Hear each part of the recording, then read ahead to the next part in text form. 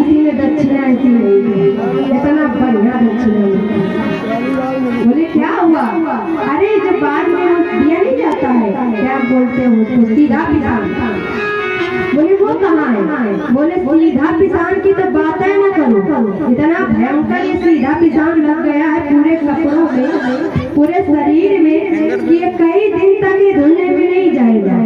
और अंदर ऐसी भयानक मरम्मत हो गई है कि अब तुम ऐसा करो कि हल्दी तेल लेकर के आओ, हमारे शरीर की मालिश करो। अब जैसे ही पंडितानी ने सुना तो उसने कहा अच्छा तो ये काम किया है किसान ने, कोई बात नहीं। अब भैया उसने सोचा कि जब ये दक्षिणा पानी लेके नहीं आए है ना सीधा किसान, तो किसानी जो थी तो वो बेचारी थोड़ा स्वभाव की अच्छी थी, प्रेमी थी, तो उसके मन में विचार आया कि देखो मेरा मूर्ख पति है, पूजा पाठ आदि कुछ जानता नहीं है, पंडित जी आए तो पूजा कराने के लिए उनको ठोक पीट के मार फूट के उनको भेज दिया, तो क्यों नहीं अब हम जाते हैं और सीधा किसान दक्षिणा लेकर के पंडितानी को दे आएंगे। पंडितानी ने कहा कि इसका बदला तो मैं जरूर लूंगी। अब जैसे किसानी आएगी तो मैं इसका बदला जरूर लूंगी।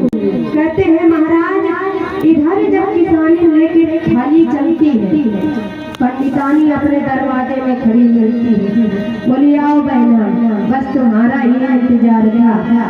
अब जैसे किसानी पहुंची तो महाराज सीधा किसान लेके रखा, दे तड़ातर दे तड़ातर दे तड़ातर दे तड़ातर, महाराज उसके गाल लाल कर दिया। और इसके बाद में किसानी ने कहा कि भाई अब से क्या गलती हो गई, हमको तो मारना आरम्भ कर दिया तुमने। अब उसको भी लगा गया भाई तुम एक दो बार मारेगा तो कोई बात नहीं, 4 बार मारेगा तो कोई बात नहीं, बस 10-25 अगर बैठ जाएंगे तो कौन आ ही जाएगा। तो किसानी और पंडितानी में मिलकर महायुद्ध हुआ। पहले तो पति का उन्होंने दोनों ने अपने कसम निकाला। तो कहने का मतलब ये है कि आप लोग मूर्ख नहीं है ना। 6 दिन से चल रही कथा आप लोग सुन रहे हो, इतना तो पता ही है कि जयकारा कैसे बोलना, ताली कैसे बजानी। लेकिन आज 7वां दिन हो गया, आप लोग सुधरने वाले नहीं। कसम खा करके आई, हमको लगता है ना, कसम खा के निकलते हैं कि नहीं। किशोरी जी तुम चाहे जितना चिल्लाती रहो, चाहे जितना चिल्ला लो, लेकिन हम ताली नहीं बजाएंगे, न जयकारा बोलेंगे। बोल बाकी हमें हरे लाल की, बोल राधे रानी सरकार की। श्री सुखदेव महाराज जी वर्णन करते हैं, हे राजन परीक्षित 16,108 रानियों के द्वारा भगवान द्वारिकाधीश ने 10 पुत्र और 1 कन्या महाराज उत्पन्न हुई। इसके बाद में कहते हैं महाराज जो प्रद्युम्न का पुत्र हुआ तो कहते हैं उसका विवाह रुक्मी की पोती के साथ में हुआ। दूसरा विवाह बाणासुर की पुत्री के साथ जिसका नाम है उषा, उसके साथ में हुआ। इसके बाद में कहते हैं महाराज समस्त पुत्रों का विवाह हुआ। और अब कहते हैं द्वारिका में आप समझ लीजिए कि 16,108 रानियों के 10 पुत्र। भागवत में वर्णन केवल 5 पुत्रों का आता है, लेकिन विष्णु पुराण में बताता है कि 10 पुत्र 1 पुत्री हुई। तो आप अंदाजा लगा लीजिए कि कितने महाराज पुत्र हुए, फिर उनके महाराज पुत्र हुए, फिर उनका विवाह हुआ, उनके पुत्र हुए, तो कितना का आंकड़ा बन गया। कहते हैं इस प्रकार से 56 करोड़ यदुवंशी हो गए। समझ लीजिए केवल भगवान के अकेले परिवार में। कहते हैं नीति प्रति गोविंद समस्त पत्नियों के साथ में विहार किया करते थे, पुत्रों को समय समय से उपदेश दिया करते थे, सत्संग में बैठते थे। कहते हैं महाराज एक दिन की बात है कि नारद जी का आगमन हुआ और उन्होंने देखा कि देखो बाहर से तो भगवान जब जाते हैं तो एक रूप निकल जाते हैं, जब अंदर से होकर निकलते हैं तो कई रूप से होकर निकलते हैं, जो कि बहुत सारी पत्नियां हैं ना, सबको सुख प्रदान करते हैं। इसके बाद में कहते हैं महाराज एक दिन की बात है कि इधर अब भारत के सम्राट देखिए, आप पहले दिन की कथा को सुखदेव भगवान ने अंतिम दिवस की कथा को जोड़ दिया और जोड़ करके कथा का सार महाराज समस्त श्रोताओं को दे दिया। आज सार चलेगा ना कथा जी का पूरा होती है। कहते हैं महाराज अब इधर द्वारकाधीश प्रभु के यहाँ निमंत्रण गया कि भाई 500 लोग यज्ञ करवा रहे हैं, आप भी सम्मिलित हुई है। तो भगवान ने कहा कि ये बताओ, तो यज्ञ तो तभी किया जाता है जब सारे सुख भोग रहे इंसान सारी इच्छाएं पूर्ण हो जाए। ये बताओ कि क्या तुम सभी राजाओं से युद्ध में जीत चुके हो? तो कहते हैं महाराज अर्जुन ने कहा कि सुनो, समस्त राजधानियों में हम जाकर के युद्ध करके आए, जीत लिया, लेकिन जरासंध जो है उससे अभी हमने युद्ध नहीं किया। तो फिर कैसे काम होगा? देखिए कल जब 17 बार भगवान ने हराया, ब्राह्मणों को बिठाया, तब प्रभु रण को छोड़कर निकल गए। तो भगवान का एक नाम पड़ गया, छोड़ महाराज की। एक नाम ये पड़ गया क्योंकि भगवान के हाथ में उसकी मौत नहीं थी, छोड़ दिया गोदी में। कहते हैं चलो कोई बात नहीं है, जरासंध के महल में चलते हैं। अब जब से संतों को बिठाया महाराज, तो कहते हैं इसकी इतनी श्रद्धा बढ़ गई संतों और ब्राह्मणों के प्रति कि जो भी द्वार में आता तो बड़ा सम्मान करता था, है ना। तो कहते हैं इधर कन्हैया, अर्जुन और भीमसेन ब्राह्मण का रूप बनाकर की जाती है। जब ब्राह्मण का रूप बना के महाराज गए तो उन्होंने कहा कि सुनो राजन, मैं तुम्हारे द्वार में आया हूँ। बोले हाँ ब्राह्मण देवता आइए पधारिए। महाराज आसन दिया, जलपान कराए, बताइए क्या बात है, किस कारण से आए हैं? बोले हम जो मांगेंगे वो आप देंगे? बोले हाँ जरूर दूंगा। कहो तो क्या चाहिए? बोले ऐसे नहीं, 3 बार कहिए, वचनबद्ध कीजिए। 3 बार वाणी अगर निकल जाए किसी चीज के लिए तो व्यक्ति वचनबद्ध हो जाता है ना। बोले हाँ आप कहिए कि हम देंगे देंगे देंगे। तो जरासंध ने कहा ठीक है भाई, खाने पीने वाली चीज होगी, मांगता है कोई बात नहीं। बताया कि अयोध्या में लो दही राजेंद्र, गादन सो यदि मान से युद्धा तीनों वयम प्राप्त राजा ज्ञानन कांचुरा। हे राजा, मैं तुमसे युद्ध करूंगा, तुम मुझे वचन दो कि हम तीनों में एक को चुनोगे और हमसे युद्ध करोगे। तो उसने कहा अच्छा ये बताओ कि तुम कौन हो, तुम हो कौन? तब तक भगवान कन्हैया खिलखिला करके हंस गए। बोले अरे पंडित जी के स्वरूप में इस वेशभूषा में तुम कौन हो? अब जैसे ही कन्हैया हंसे तो भगवान बहुत काले हैं ना बिहारी जी, और जब वो हंसते तो उनके बिल्कुल सफेद दांत मनु क्रांति को चूमते हैं, ऐसे प्रतीत होते हैं। उसने कहा तुमको तो हमने देखा है। बोले हाँ राजन, आप राजा हैं, आपके दरबार में 10 आते हैं 20 जाते हैं, जरूर देखा होगा। बोले ये बताओ, सत्य बात बता दो कि तुम ब्राह्मण के रूप में कौन हो? महाराज कहते हैं भगवान ने बताया कि मैं देवकी नंदन पुत्र द्वारकाधीश हूँ, और जो मेरे इस साइड खड़े हैं वो अर्जुन है, जो इस साइड खड़ा है वो भीमसेन है। अब ये बताओ कि तुमको युद्ध किससे करना है? अब जरासंध ने सोचा कि देखो अगर हमने इससे पंगा ले लिया तो ये कराए में पानी फिर जाएगा, है ना। तो हमको तो तुमसे द्वारकाधीश नहीं लड़ेगा। अर्जुन के बारे में सोचा तो उसके बारे में तो जान गया कि ये गांडीवधारी, इससे भी हमारा बस नहीं चलने वाला। इसके बाद में महाराज मन में विचार किया कि भीमसेन ही हमारे लिए ठीक रहेगा। बोले ठीक है, अगर हम वचनबद्ध हो गए तो हम भीमसेन से युद्ध करेंगे। भीमसेन से महाराज अब इधर कन्हैया ने कहा, सनकार दिया कि जाओ। अब भीमसेन फूल के कुत्ता हो गए। देखो इतने बड़े हम योद्धा हैं कि जरासंध ने हमको चुना, अरे कन्हैया को फेल कर दिया, अर्जुन को फेल कर दिया, हमको केवल चुना है। भगवान ने कहा जाओ, जब युद्ध करोगे तब पता चलेगा कि कितने बड़े योद्धा हो। महाराज अब युद्ध आरंभ हो गया। कहते हैं एक दिन युद्ध हुआ, 2 दिन हुआ, कहते हैं संध्या कालीन में युद्ध बंद हो जाता था। देखिए युद्ध करने की मर्यादा पहले भी जब लोग लड़ते थे, युद्ध करते थे तो मर्यादा हुआ करती थी कि कोई पहली बात तो पीठ पीछे वार नहीं करता था, है ना। और संध्या के बाद युद्ध बंद हो जाता था। यही तो नियम था महाभारत का। भाई जब युद्ध आरंभ हो तो भगवान अपने पंच संग से महाराज कहते हैं निनाद करते थे तो आरंभ होता था, जैसे सूरज छिप जाता था तो बंद हो जाता था। ये नियम हुआ करता था।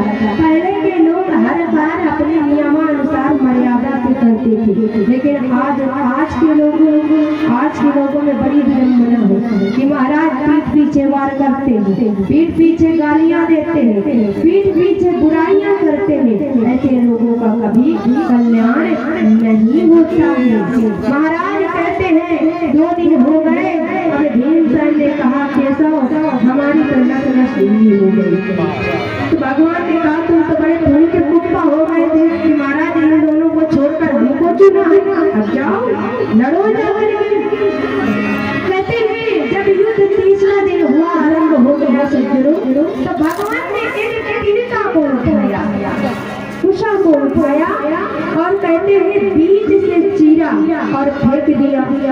तो इशारा किया भीमसेन को, हे सुनो भैया भीमसेन, इस तरीके से ये वरदानी है, ये ऐसे नहीं मरेगा, इसको बीच से चीरो और फेंको।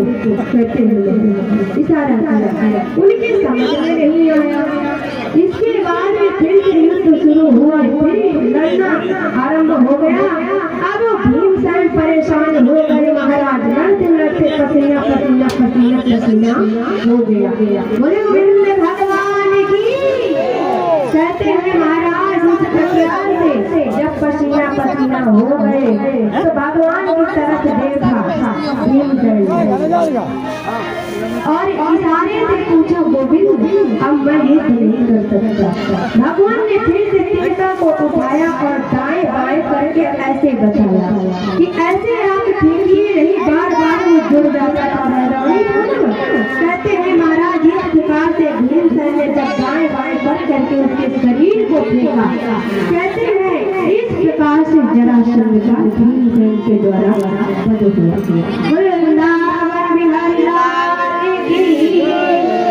कहते हैं आज भगवान ने जरासंध का उद्धार किया, उसके पुत्र को राज्याभिषेक करके कहते हैं बहुत सा धन लेकर के वापस आ गए। इसके बाद में कहते हैं प्रभास क्षेत्र में कहते हैं यज्ञ आरंभ हुई। अब सबने अपना अपना काम ले लिया। देखिए बहुत ध्यान से सुनिएगा, बोले बाके बिहारी लाल की। कहते हैं महाराज इस प्रकार से सबने अपना अपना काम लिया। किसी ने तो महाराज सेवा भोजन भंडारा की ले ली, है ना, किसी ने बाहर की व्यवस्था ले ली। देखिए यज्ञ कई प्रकार के होते हैं, विष्णु यज्ञ, रुद्र यज्ञ, है ना, चंडी यज्ञ, सतचक्र यज्ञ। लेकिन ये जो चल रही है कथा, इसको हम लोग ज्ञान यज्ञ कहते हैं। ज्ञान यज्ञ जब भी जीवन में आपके ग्राम में धर्म आदि का कार्य हो तो उसमें जैसे आप हैं, अगर आपके पास धन है तो धन से आप सेवा कीजिए। शरीर आपका अच्छा है तो तन से सेवा कीजिए। अगर आपके पास वो भी नहीं है तो आप मन से गोविंद की सेवा कीजिए। लेकिन जब भी यज्ञ हो तो आप लोग सेवा का अधिकार जरूर लेना। सेवा करने से कहते हैं तन पवित्र होता है ना, सेवा करने से मन अच्छा होता है, सेवा करने से तन पवित्र होता है। कहते हैं महाराज इधर जब यज्ञ आरंभ हुआ तो कहते हैं कि सबसे पहले ये हुआ कि प्रथम पूजा किसकी होगी। तो भाई कईयों ने कहा कि शिशुपाल की हो जाएगी प्रथम पूजा, लेकिन वो इतना ईर्ष्या मानता था। क्यों? क्योंकि रुक्मणी जी का विवाह पहले शिशुपाल से होने वाला था ना। तो कहते हैं जब सभा में देखा कि अरे द्वारिकाधीश, तो सहदेव ने कहा नहीं, हमारे रक्षक हमारा केशव है, गोविंद है, तो इसलिए प्रथम पूजा का अधिकारी हमारा कन्हैया है। कहते हैं महाराज बताया कि प्रथम पूजा का अधिकारी कन्हैया है। कहते हैं महाराज शिशुपाल ने गाली देना आरंभ कर दिया। भगवान ने कहा शिशुपाल सावधान, अगर तुमने 100 से ज्यादा तुम्हारी गाली हो गई तो समझ लेना तुम्हारी मृत्यु अनिवार्य है। अब महाराज उसने गाली देना बंद नहीं किया, 100 के ऊपर जैसे गई तो भगवान ने अपना सुदर्शन चक्र छोड़ दिया। कहते हैं इस प्रकार से भगवान ने शिशुपाल का उद्धार किया। आज कहते हैं भीमसेन को भंडारा में रखा गया। कहते हैं जो ज्यादा खाता है, जो ज्यादा खाएगा वो ज्यादा खिला देगा। क्यों भाई? जो ज्यादा खा सकता है वो ज्यादा खिला सकता है। एक बार की बात है कि हमारे ब्रज में एक संत थे, है ना? हमारे ब्रज में एक संत है, बहुत बड़े चौबे जी महाराज कहते हैं, बड़े संत हैं। तो महाराज अब हमारे यहाँ आश्रम बहुत है, गुरुकुल बहुत है, गुरु बनते हैं, शिष्य तमाम देश विदेशों के होते हैं। तो एक शिष्य महाराज का भक्त आया और एक महात्मा महाराज ब्रज की मधुकरी जानते हैं। मधुकरी का मतलब जानते होंगे, जो ब्रज में गए होंगे। वृंदावन कौन कौन गया है? आप गए। मधुकरी का मतलब जानते हैं? नहीं जानते तो फिर क्या मतलब रहा जानते? वृंदावन में जो जाए, अब ब्रज में महाराज जा करके अगर मधुकरी मांग कर न खाया तो समझो बेकार है। ब्रजवासियों के घरों की मधुकरी, मधुकरी का मतलब होता है रोटी और छाछ। ब्रज में ऐसे महान संत हुए सज्जनों, आज भी नियम है। रसिक जनों की भूमि है ना वृंदावन, संतों की पहचान है वृंदावन, भक्ति की स्थली है वृंदावन। कहते हैं महाराज आज भी ऐसे संत है सज्जनों कि महाराज 5 घरों से जाते हैं, ब्रज में मधुकरी मांगते हैं और कहते हैं अपनी झोली में मधुकरी जाते हैं, जो 2, 4, 10, 20, 50 बन गई। इसके बाद में कपड़े में लपेट करके कहते हैं पानी में डाल देते, खिला देते, जो महान संत है। इसके बाद महाराज नमक डाल करके खाते हैं। आज एक भक्त ने कहा एक संत से कि बाबा द्वार में पहुंचे मधुकरी लेने के लिए। बोले बाबा आप मधुकरी लेने आए हो तो बताओ क्या सेवा कर दे, क्या सेवा कर दे? बोले बाबा क्या खाओगे? रोटी सब्जी दाल चावल क्या खाओगे? बोले नहीं हम तो अगर महाराज ज्यादा रोटी खा लेंगे तो भजन करने में मन नहीं लगेगा, क्योंकि जब भोजन पेट में जाता है ना तो नींद बहुत आती है? बोले नहीं खाएंगे, दाल पीने के पेट गड़बड़ हो जाएगा, सब्जी खा लेंगे तो पेट में जलन हो जाएगी। बोले ठीक है बाबा तो फिर छाछ पी ले। बोले छाछ भी नहीं पीऊंगा। बोले भाई अरे दूध पी ले। तो बोले ठीक है दूध नहीं पीऊंगा, क्योंकि महाराज एक दिन अगर दूध पिएंगे तो क्या फायदा?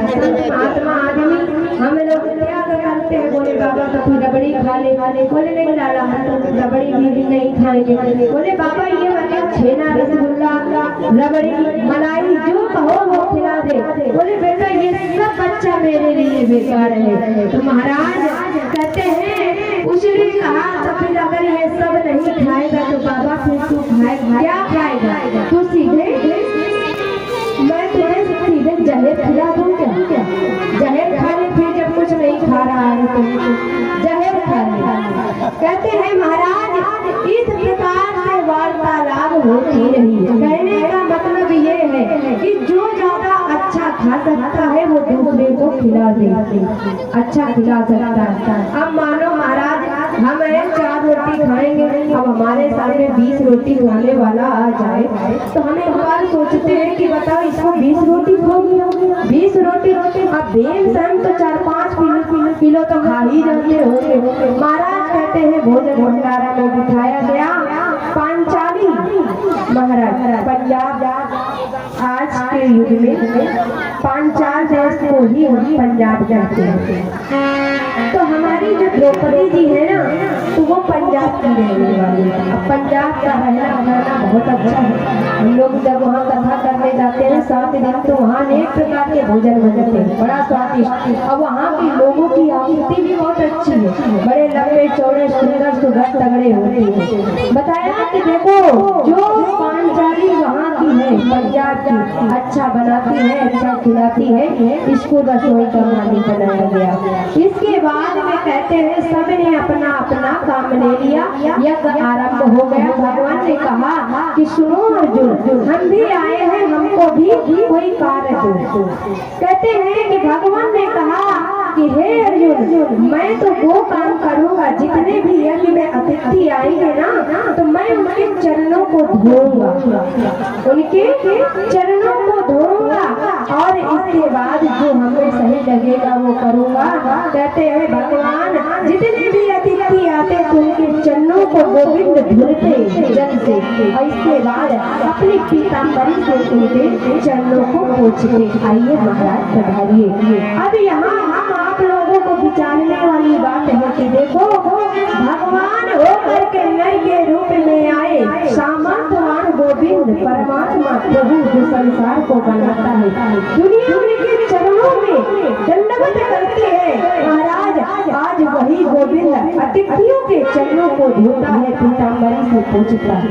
हम लोग संसार की दुनिया की विडंबनाओं में फंसे पड़े हैं। भैया उसने कथा कराई, हम क्यों जाए, हमको बुलाया है ना। दुनिया भर के आडंबरों में फंसे पड़े रहते हैं, 7 दिन निकल जाते हैं, केवल ईर्ष्या और दोष में हमने गवा दिया। लेकिन एक भी दिन अपने जीवन का हम अपने आप से उसे सही नहीं कर पाए। कहते हैं महाराज इस प्रकार से पांडवों के द्वारा महाराज यज्ञ संपन्न होता है। वृंदावन बिहारी लाल की। भगवान की भक्ति ऐसे कीजिए, गोविंद की भक्ति ऐसे कीजिए कि महाराज मानो ऐसा प्रतीत हो कि भगवान ने हमें जोगन बना दिया। ऐसी भक्ति करिए गोविंद की, वही लाभकारी है कि हमें तो जोगनिया बनाए गयो हमें तो बैरागी बनाए गयो सतिया नंदी तो हमें तो बैरागी बनाए गयो हमें तो जोगनिया बनाए गयो हमें तो बैरागी बनाए गयो